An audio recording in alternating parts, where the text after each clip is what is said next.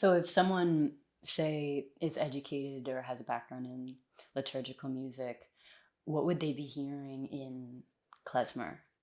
Well, it depends. I would say a couple of things would be, the question is what liturgical music? Because when you talk about liturgical music in the present, let's see, how many years ago did Hebrew Union College change their name of their cantorial school to the Debbie Friedman School of Cantorial Music, or Debbie Friedman School of Liturgical Music, which signifies a very, very significant shift in aesthetics, which you've seen in the American Jewish community, especially in the Reform movement since the 1960s, especially with Debbie Friedman and the post-hippie aesthetic of. You see this also in contemporary Christian music. And I think in the Reform movement, it's been a major cultural force also, like that a cantor should play the guitar. So that's one liturgical music, but that liturgical music I don't think that liturgical music comes from the same musical culture as Ashkenazi music. I don't think that that's related to Yiddish. I think actually ideologically, it's a complete rejection of Yiddish tropes. I mean, like literally, you can use that word in a number of different senses.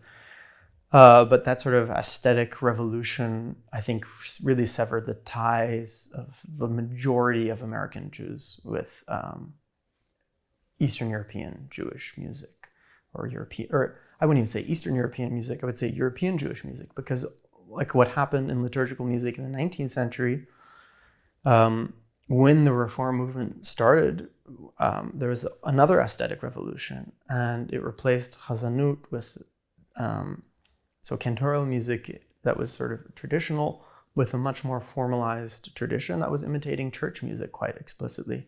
So I think that, yeah, we can say it's a trend, like in the mid-19th century, the leadership of the Reformed Jewish community tried to imitate Schubert, and in the in the 1960s, the leadership of the Reform movement tried to imitate the Weavers, and it shifted music. I would say what happened in the 19th century had a lot more to do, or it had a major influence in a way where it eventually came to coexist with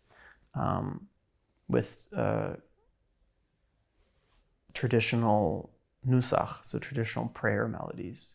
And I think that happens a little bit, like some of Debbie Friedman's melodies you hear in an Orthodox context,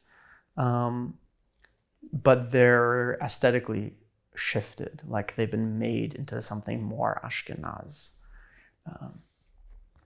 So I would say, like, what does somebody with liturgical, I mean, if somebody who grew up in a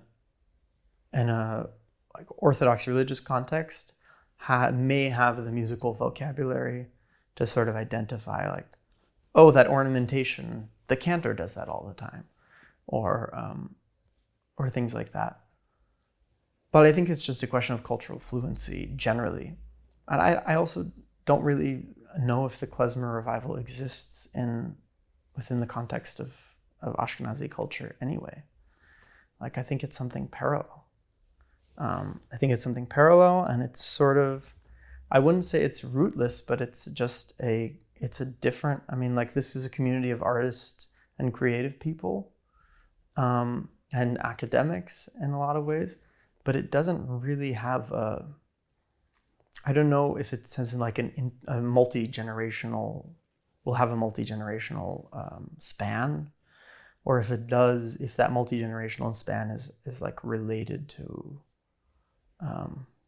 Jewish life. I mean, I think it's something parallel, and that's good.